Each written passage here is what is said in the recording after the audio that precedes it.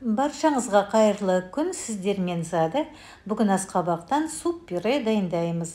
Ең алдымен көкөністерді жуып, қабығын аршып, қалауыңызша ұсақ немесе ірі етіп турап, противенге саласыздар.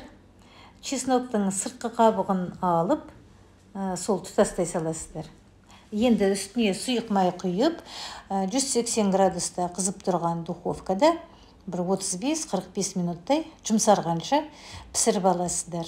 Міне енді дайын болған көкөністі блендерге салып, үстіне аз-аздан су құйып, езіп аласыз.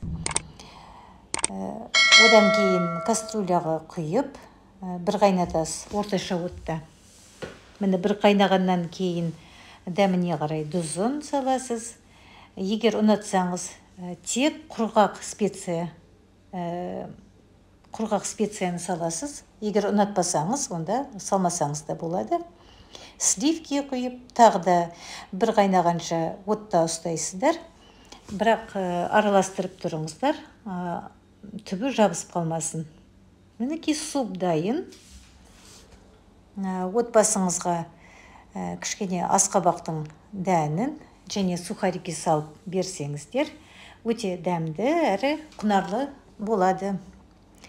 Мен асқабақтың дәнектерін жуып, кішкене табаға қуырып алдым. Сухарикиді алдын ала пісіріп алдым духовкада. Мен отбасыма осылай жасаймын. Сіздер де жасап көріңіздер. Ас болсын.